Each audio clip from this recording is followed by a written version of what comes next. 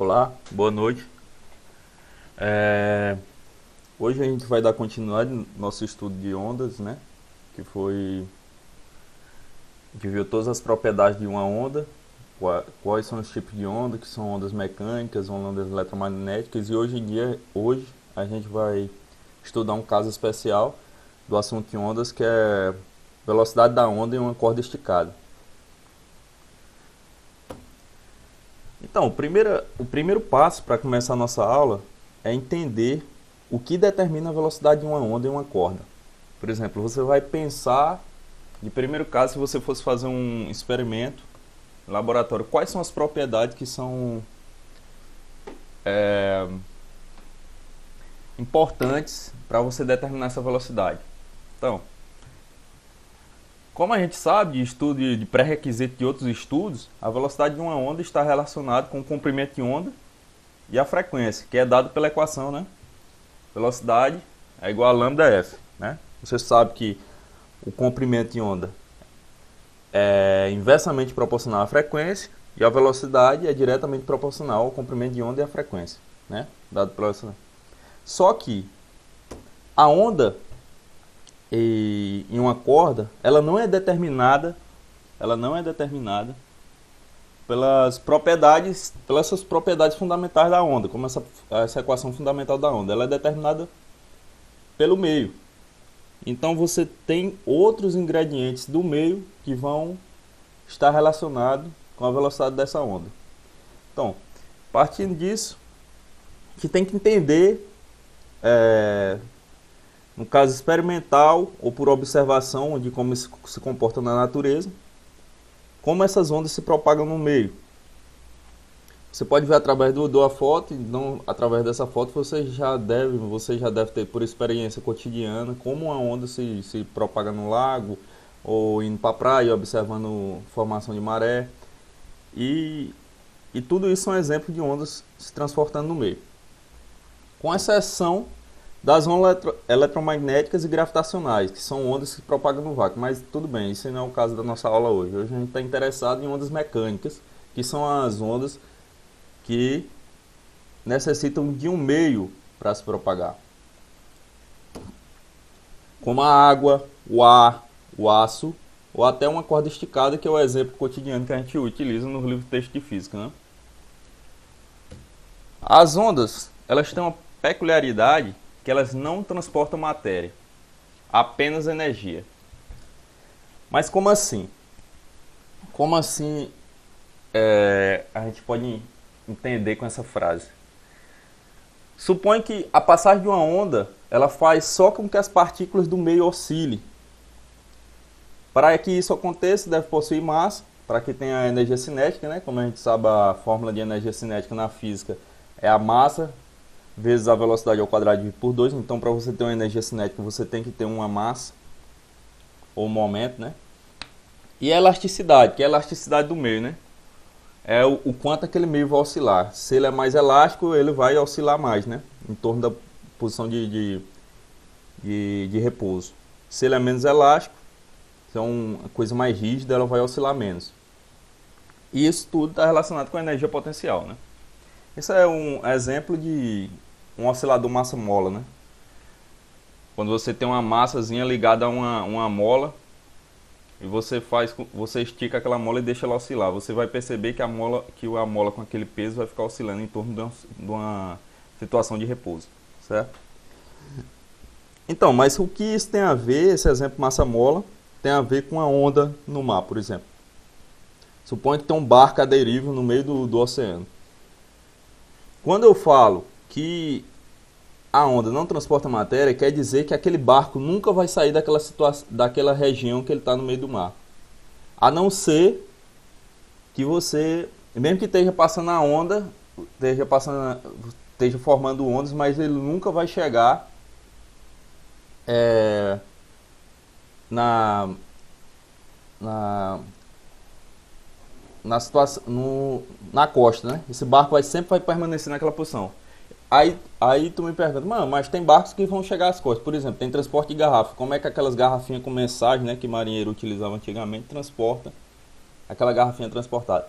Aquelas garrafinhas são transportadas por causa do vento das correntes, não por causa da onda, das ondas no oceano. A onda, ela sempre vai oscilar em torno de uma posição e aquele objeto nunca vai sair da mesma posição, da posição de repouso que ele está. É a mesma coisa do massa-mola, ele vai ficar oscilando, aquele barco vai ficar sempre na mesma. E o barco também vai acontecer dele ser transportado pelo mesmo fator da garrafa. Eles vão ser transportados pelas correntes, ou se ele tiver uma vela, vai ser transportado pelo vento, né? O barco pode ser transportado pelo vento, mas nunca pelas ondas, certo? Um exemplo disso, que se tu pega a gente ainda tem os oceanos até hoje, né? As moléculas de água não são transportadas com o passagem da onda. Elas permanecem no mesmo lugar, senão toda a água seria transportada para a costa, né? Para o continente. E você não teria mais oceano. Então, por isso que o barco fica balançando, né? A molécula de água vai e volta para o mesmo vai e voltam para a mesma posição. Isso é que a gente define uma onda. Quando a gente não tem onda, é o caso de quando o surfista consegue surfar, né? Quando a onda quebra. Quando a onda quebra, ali você não tem mais uma definição de onda, você não tem uma oscilação e você tem transporte de matéria, né? Então, isso é uma definição simples de onda. A onda não transporta matéria, apenas energia, né? A gente falou aqui, né, as propriedades. Então, com relação ao transporte, com relação de estudo de velocidade de ondas mecânicas, a gente tem duas propriedades fundamentais aqui para estudar, se a gente fosse fazer análise: a massa e a elasticidade do meio, né? Então, aqui a gente tem um exemplo de como uma caixa no meio do oceano, né? Você vai ter uma onda que vai passar por ela, ó, e ela sempre vai ficar na mesma posição, ó. Vai ficar oscilando na mesma posição. O pontozinho vermelho aqui define o deslocamento da caixa. A onda passa através dela, mas não transporta matéria. Esse é o que eu estava comentando anteriormente, né? Que onda não transporta matéria. Então, como já foi falado, né? Para você fazer o estudo de uma onda, você tem que levar em conta duas propriedades fundamentais disso, que é a massa e a elasticidade do meio. Então, a gente pode fazer um estudo de análise dimensional, né? Usando o sistema LMT. O que é o sistema LMT? É um sistema de grandezas fundamentais. Quais são essas grandezas fundamentais da mecânica? Comprimento, massa e tempo. A velocidade V é dada nesse sistema, né, por LT-1, né? Porque velocidade é metro por segundo, então metro é determinado por L e T-1 por segundo, que é o inverso do segundo. A massa específica linear é dada por mL-1, em que m é a massa e L-1 o comprimento, né? A massa linear é a mesma forma da densidade, né, que é massa sobre comprimento, né? No caso da densidade, a gente vai ter massa sobre volume, né? Só que aqui vai ser em uma dimensão, né? Do comprimento. E a tração é Newton. Newton é o quê? Massa vezes aceleração. O que é massa vezes aceleração? Vai ser massa vezes a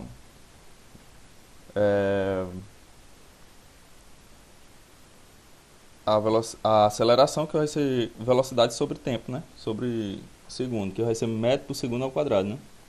Então, quando você coloca a massa, né, que é representado pelo mzão, L, que é o metro, e segundo ao quadrado, por segundo ao quadrado, esse T menos 2, né? Você tem massa e comprimento dividido por o tempo ao quadrado. Então, fazendo a combinação, a gente tem que obter uma grandeza LT-1 usando a massa específica linear e a tração. Como é que você pode combinar mL-1, que é a massa específica linear, e a tração? Fazendo essa conta, você vai perceber que a única maneira de você obter essa fórmula de velocidade usando essas duas propriedades vai ser tração, raiz quadrada de tração sobre μ, com a constante que depende a constante adimensional, que eu não sei, que depende do experimento, certo? Então, aqui a gente consegue saber como a velocidade de uma onda se comporta simplesmente analisando a dimensão. e sabendo que propriedades são fundamentais ao experimento. Simplesmente observando o experimento, você percebe que uma onda ela depende da massa específica linear e da tração da corda. A gente pode ver isso mais representado aqui nesse exemplo. Por exemplo, quando você estica uma corda, você faz uma corda oscilar, você percebe que no pulso dessa corda, esse pulso simétrico, visto de um referencial, você percebe que ele tem essa forma aqui, né? Que é tipo como se fosse um movimento circular, oscilatório, né? Você vai ter um arco de ΔL e duas trações. São duas trações simétricas, né? Por isso que a gente diz que o pulso é simétrico. E isso, matematicamente, você vai ter o raio, né? Como é uma circunferência, você tem uma propriedade a mais, que é o raio. E você vai ter o deslocamento desse pulso por um sentido. Depende do sentido que você oscila. É só imaginar você pegando uma corda e dando uma sacudida na corda. Vai ter essa formação de um pulso. E a gente pode representar esquematicamente dessa forma para começar a fazer nosso cálculo. E aí, a gente tem que o pulso é simétrico, né? A gente já percebeu que tem duas trações, uma para a esquerda e uma para a direita. Tem a velocidade v e tem o movimento estacionário. O que é um movimento estacionário é que ele não depende do tempo. O tempo não é uma propriedade para a gente aqui, né? Então, considerando o elemento de corda no centro do pulso, né? Que é esse aqui, ó. Você vê aqui, ó, pelo meu mouse aí, pela seta do meu mouse aí. Você percebe que esse aqui é o ΔL, né? O arco.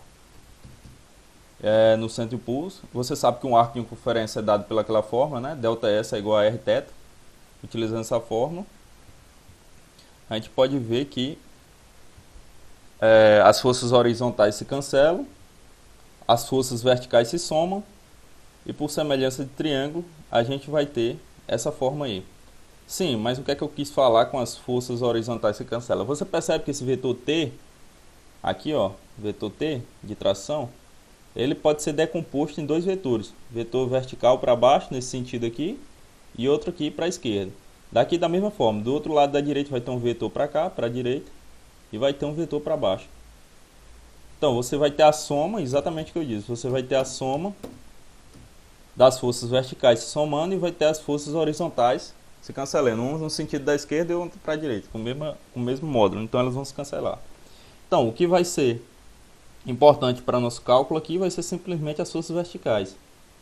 E aí, com semelhança de triângulo, eu posso fazer isso aqui, não? Essa força Tx vai se cancelar, então para mim vai ser importante só esse Ty. E o que é que eu quis dizer por semelhança de triângulo? Quis dizer que, se você perceber aqui, ó, você tem o ângulo beta, aqui, ó, desse triângulozão maior, né? E vai ter um triângulozinho menor com o mesmo ângulo. Então, o que é semelhança de triângulo? Você tem dois ângulos iguais, então isso indica o quê? Que esse ângulo aqui de Tx é igual a θ. Né? Se você tem dois ângulos iguais, o outro ângulo tem que ser θ, né? Certo? Esse aqui é 90, θ e beta. E aqui tem θ, beta, então o outro só pode ser, tem ângulo 90, beta, o outro só pode ser θ. Então, a gente consegue desenhar esse triângulozinho que vem esse triângulozinho aqui, né? Menor. Você desenha ele aqui maior, né? Você vai ter a tração do nosso problema lá, a tração da corda, sentido da esquerda, e Ty, que é a força vertical. E aí você pode colocar que força resultante é igual a 2Ty, né? Que você vai ter duas, como o problema é simétrico, você vai ter duas forças de tração para baixo, que é 2Ty, né? Esse Ty desse cara aqui e o Ty desse cara aqui. E aí você vai ter que Ty, pela fórmula do seno, né? Ty é igual a T seno de θ.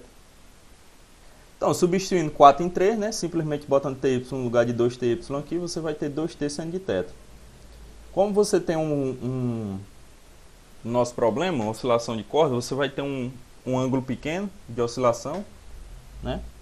Você vai fazer uma aproximação aqui. O seno de θ para ângulos pequenos é igual ao próprio ângulo.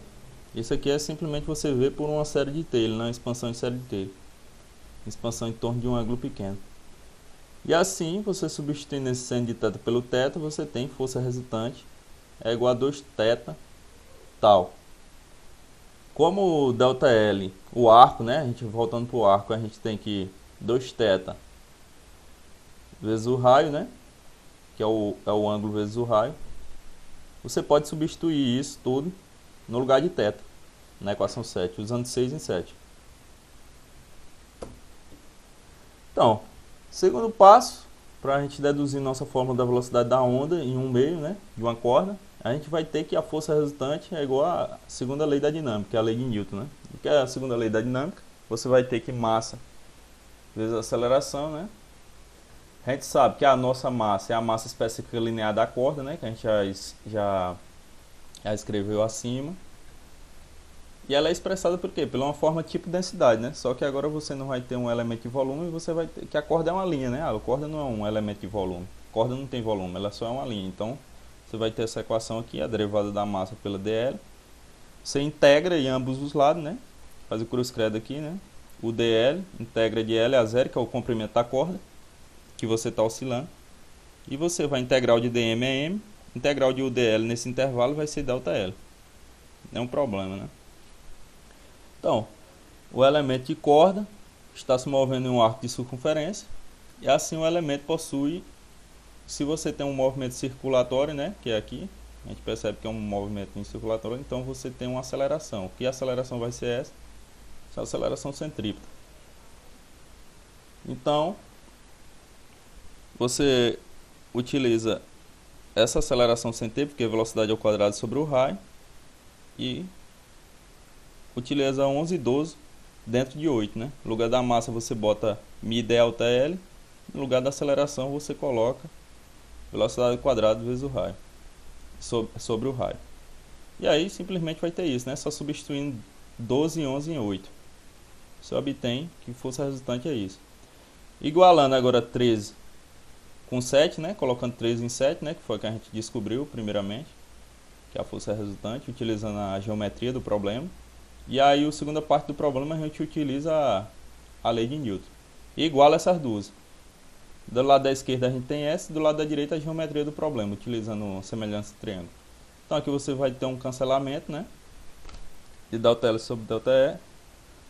Você tem que μ v quadrado é igual a tal. Então, v quadrado vai ser igual a tal sobre μ, né? Que é o que a gente se propôs a responder no começo da aula, né? O que foi que a gente se propôs? Recapitulando. No começo da aula a gente se propôs responder o que determina a velocidade de uma onda em uma corda. Nossa aula de hoje, o objetivo seria esse, responder isso aqui. A gente já sabe por experiência que uma velocidade de onda qualquer depende do comprimento de frequência, mas a onda mecânica, ela não depende dessas propriedades fundamentais, né? Então a gente acabou descobrindo que essa propriedade fundamental da onda mecânica vai ser a tração e a massa linear da corda. Então, a gente determinou de duas maneiras, né? Determinou utilizando geometria e a segunda lei de Newton, e determinou por análise dimensional, sem saber ler e nem escrever, né? Simplesmente analisando as grandezas do problema, a gente obteve essa mesma forma. A não ser por um C, né? Que C é igual a 1. A gente viu com a velocidade de uma onda em uma corda ideal esticada, depende apenas da tração e da massa específica linear, né? Não depende nem do comprimento de onda nem da frequência, depende só disso. E a frequência da onda inicial, quando você sacode a corda, ela é responsável apenas pela força que você impõe na onda, né? Que você impõe na corda, desculpe. Que você impõe na corda. E o comprimento λ está relacionado com a velocidade pela essa fórmula aqui, né? Que é a fórmula fundamental da onda. A equação fundamental da onda. Com isso a gente conclui nossa aula de hoje com a dedução da equação da velocidade da onda, de uma onda mecânica em uma corda esticada.